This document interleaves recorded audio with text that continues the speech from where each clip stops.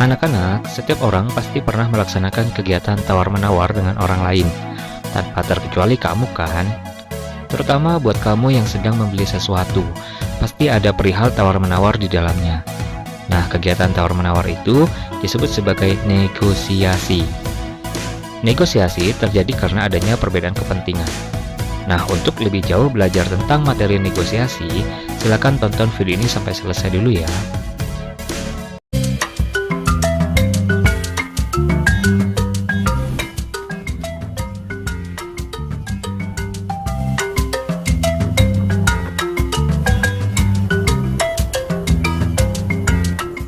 Selamat datang di channel YouTube kami. Bagi kalian yang baru nonton, silahkan klik tombol subscribe sekaligus loncengnya supaya kami semakin semangat untuk membuat konten yang lebih bagus lagi.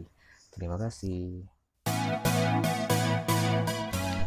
Untuk yang pertama, kita akan belajar tentang pengertian negosiasi. Negosiasi adalah bentuk interaksi sosial yang berfungsi untuk mencapai kesepakatan di antara pihak-pihak yang mempunyai kepentingan yang berbeda. Dengan kata lain, negosiasi bisa disebut sebagai kegiatan tawar-menawar dengan jalan berunding untuk memberi atau menerima guna mencapai kesepakatan bersama antara satu pihak dengan pihak lainnya. Teks negosiasi dapat ditemukan dalam bentuk dialog, serupa drama, gabungan antara narasi dan dialog seperti dalam cerpen, serta pada surat niaga dalam bentuk penawaran dan permintaan barang.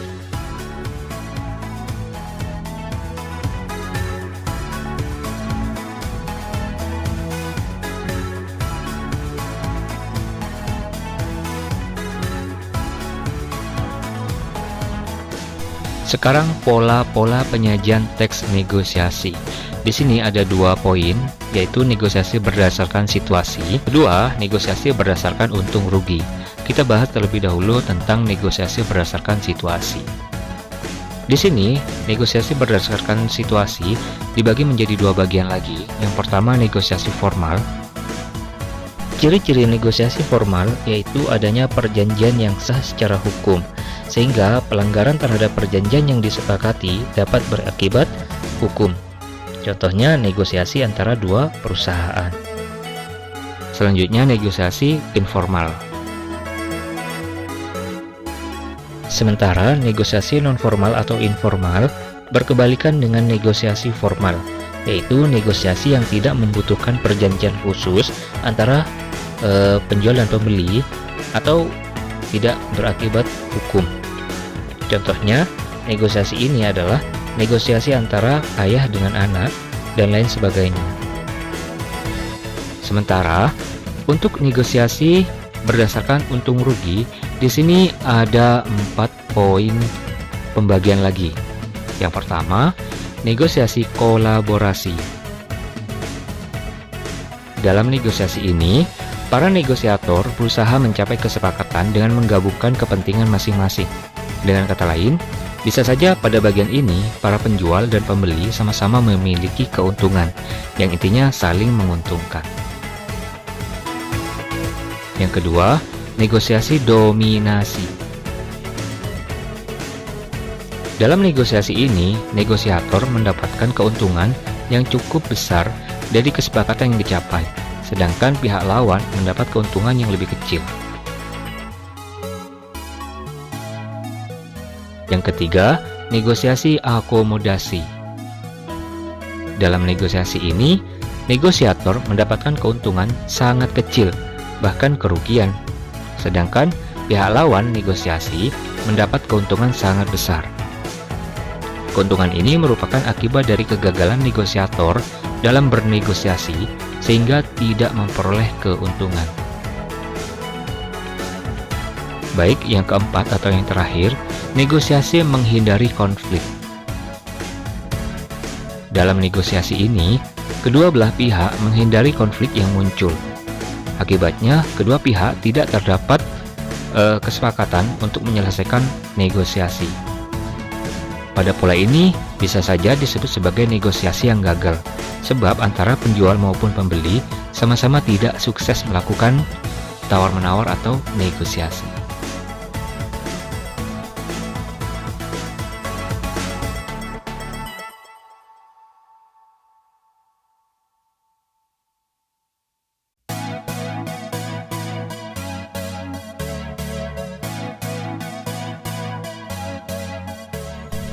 Setelah kamu belajar memahami tentang pengertian negosiasi serta pola-pola dari kegiatan negosiasi, sekarang kita beralih kepada struktur dari teks negosiasi itu sendiri.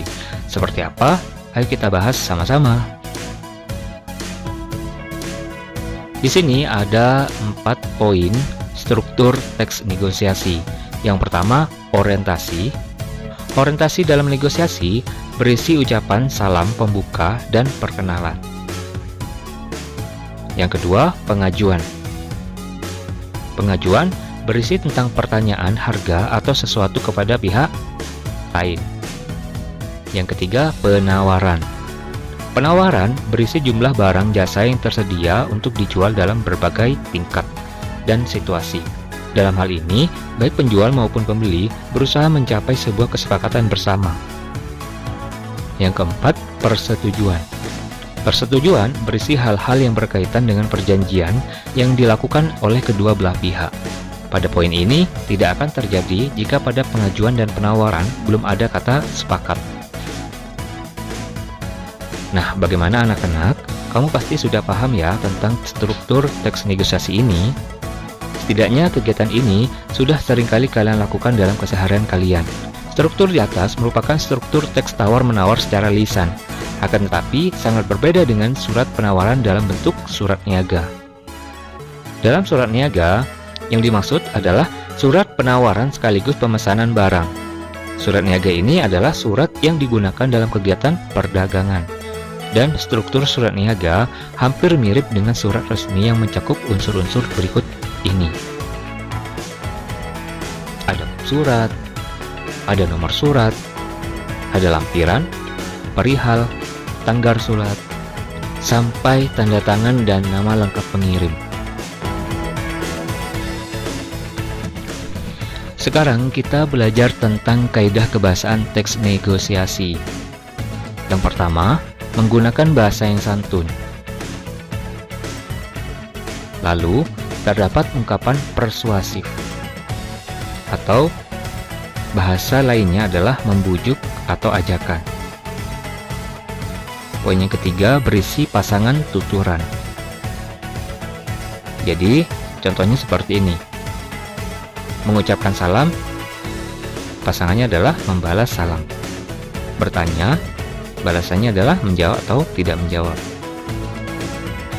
Yang ketiga, menawar.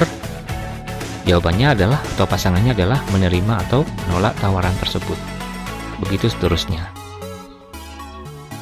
Poin keempat, yaitu keputusan atau kesepakatan yang dihasilkan tidak merugikan kedua belah pihak.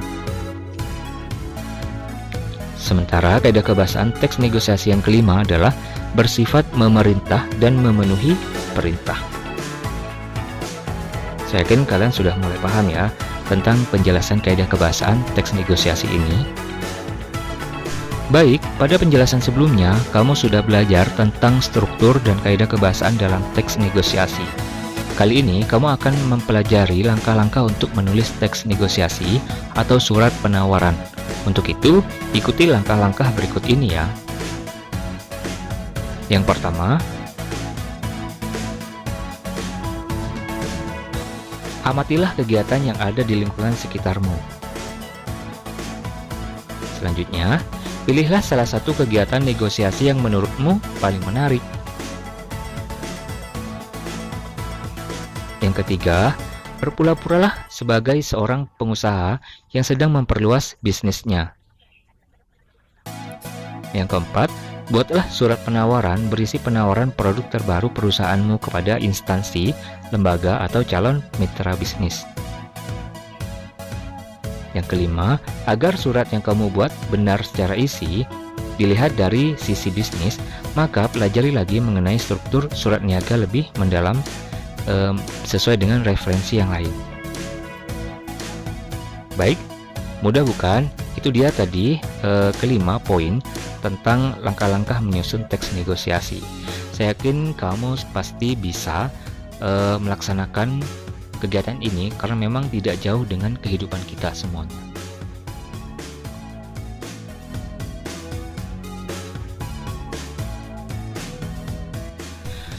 Oke, gitu aja ya anak-anak tentang materi negosiasi kali ini. Semoga kamu paham dengan apa yang sudah saya jelaskan. Dan buat kamu yang merasa video ini bermanfaat, silahkan klik like, subscribe, bagi yang belum subscribe, komentar yang baik, dan bagikan ke semua sosial media yang kamu punya, supaya semakin banyak generasi muda atau orang lain yang belajar